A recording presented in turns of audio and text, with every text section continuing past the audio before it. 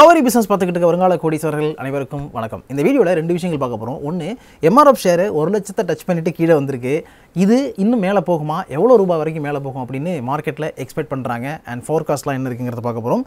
அதுக்கு அடுத்த கட்டமாக மே மாதத்தில் எந்தெந்த ஷேர்லாம் மியூச்சுவல் ஃபண்ட்ஸ் வந்து அதிகமாக இன்வெஸ்ட் பண்ணிருக்காங்க, ப்ளஸ் செல் பண்ணிட்டு வெளில போயிருக்காங்க அப்படிங்கிறதையும் டீட்டெயிலாக பார்க்கலாம். So let's get started.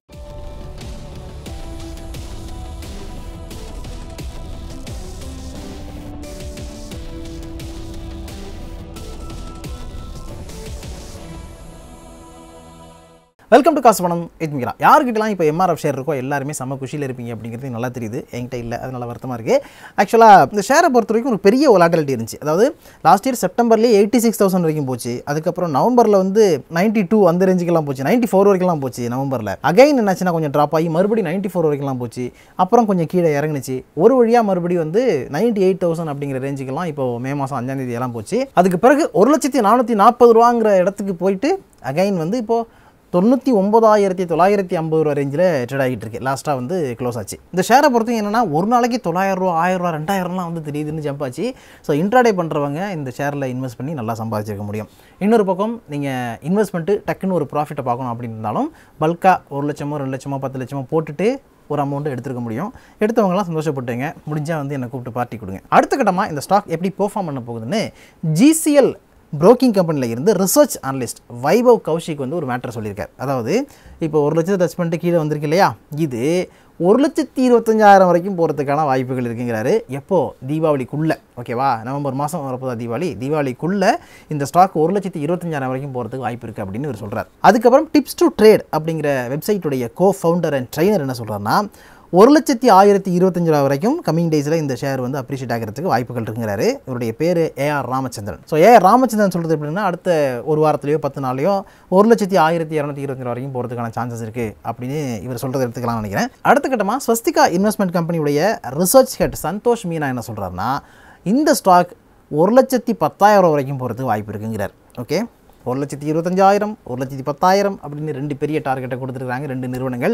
So நீங்கள் இந்த ஷேரை வாங்க போகிறீங்க, இல்லை வாங்குறீங்க, இல்லை ஏற்கனவே உங்கள்கிட்ட இருக்குது அப்படின்னா இதையும் நீங்கள் மைண்டில் வச்சுக்கோங்க. அதுக்கப்புறம் செக் பண்ணி பாருங்கள். ஓகேவா, நான் ஸ்டாக்குடைய மார்க்கெட் கேப் வந்து 42,000 கோடிக்கு மேலே இருக்குது. ஸ்டாக்குடைய PE ரேஷியோ 55 இருக்குது. இண்டஸ்ட்ரி PE வந்து 29 அந்த மாதிரி தான் இருக்குது. ROE 5 point something, ROCE 7 point something. இந்த கம்பெனி கடன் வந்து 3,014 கோடி இருக்குது. ஸோ டெட் ஈக்விட்டி ரேஷியோ வந்து 0.20 இருக்குது. இப்போ Q4 பொறுத்த வரைக்கும் 5,842 கோடி ரெவன்யூ அண்ட் ப்ராஃபிட் 341 கோடி. ஏர்னிங் பெர் ஷேருங்கிறது 803 ரூபா 24 பைசா வந்துச்சு. ஷேர் ஹோல்டிங் பேட்டர்னை பொறுத்த வரைக்கும் ப்ரொமோட்டர் ஹோல்டிங் கம்மி தான். 27.85% தான் ப்ரொமோட்டர் ஹோல்டிங் இருக்குது. FIS 18 பாயிண்ட் சம்திங் வச்சிருக்காங்க. DIS வந்து 11 பாயிண்ட் சம்திங் வச்சிருக்காங்க. அண்ட் ரிட்டைல் ஹோல்டிங் வந்து 42.45 இருக்குது. ஓகே, ஸோ ஷேர் ஹோல்டிங் பேட்டர்னை பொறுத்த வரைக்கும் இது வந்து சூப்பராக இல்லை. அண்ட் வந்து MRF கம்பெனிக்கு நிறைய காம்படிட்டர் இருக்காங்க. பால்கிருஷ்ணா இண்டஸ்ட்ரியாக இருக்கட்டும், Apollo tyre, CEAT, JK tyre, Goodyear, TVS, Sri Chakra அப்படின்னு சொல்லிட்டு எக்கச்சக்கமான காம்படிட்டர் இருக்கிறாங்க. அப்படி இருந்தாலும் ஆதி காலத்திலேருந்து இருக்கிற கம்பெனிடா நாங்கள் அப்படின்னு அதை வந்து ரொம்ப ஸ்ட்ராங்காக அந்த பொசிஷனை தக்க வச்சுக்கிட்டு இருக்காங்க அப்படிங்கிறதுல மாற்றுக்கிறது இருக்க முடியாதுன்னு நினைக்கிறேன். அதனால தான் இந்த கம்பெனியுடைய ஷேரை நம்பி நிறைய பேர் வாங்குறாங்க.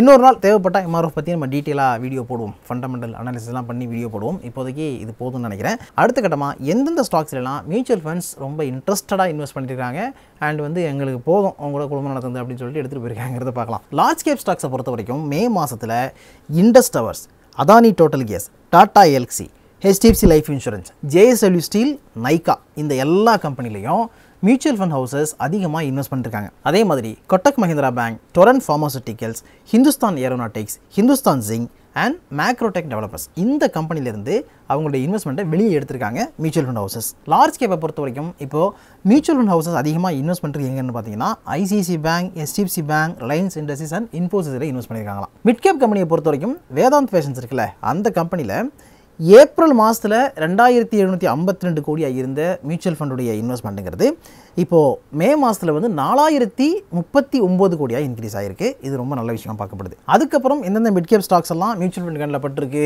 எதில் எல்லாம் இன்வெஸ்ட் பண்ணிருக்காங்கன்னா Vodafone Idea, clean science and technology, Colgate Palmolive, அதுக்கப்புறம் Aditya Birla Capital, Coforge, Laurus Labs, Piramal Enterprises, IDFC First Bank and PB Fintech இந்த கம்பெனிலெல்லாம் கவனிக்கத்தக்க வகையில் மியூச்சுவல் ஃபண்ட் ஹவுசஸ் வந்து இன்வெஸ்ட் பண்ணியிருக்காங்க. மே மாதத்தில் அதிகமாக எந்த கம்பெனியுடைய ஸ்டாக்கை செல் பண்ணியிருக்காங்கன்னு பார்த்தீங்கன்னா இந்தியன் ரயில்வே ஃபினான்ஸ் கார்பரேஷன். அதாவது 14.15 crore ஏப்ரலில் இருந்த மியூச்சுவல் ஃபண்ட் ஹவுசஸுடைய இன்வெஸ்ட்மெண்ட்டுங்கிறது மே மாதத்தில் 9.78 crore குறைஞ்சிருக்கு அப்படின்னு சொல்கிறாங்க. அடுத்த கட்டமாக மேக்ஸ் ஹெல்த் கேர் இன்ஸ்டியூட் இருக்குல்ல, அந்த கம்பெனியில் 4.16 கோடி ஷேர்ஸை விற்றுருக்குறாங்க மே மாதத்தில். And SAIL, Union Bank of India, Sona, BLW Precision Forgings, Bandhan Bank, IHCL, Aditya Birla Fashion and Retail, Kansai Nerolac Paints, Tata Chemical, இந்த எல்லா ஸ்டாக்கில் இருந்தும் மியூச்சுவல் ஃபண்ட் ஹவுசஸ் அதிகமாக சேல் பண்ணியிருக்காங்க. ஸ்மால் கேப்பை பொறுத்த வரைக்கும் ஆஸ்ட்ரா மைக்ரோவேவ் இருக்குல்ல, ஆஸ்ட்ரா மைக்ரோவேவ் ப்ராடக்ட்ஸ், அந்த கம்பெனியில் ஏப்ரல் மாதத்தில்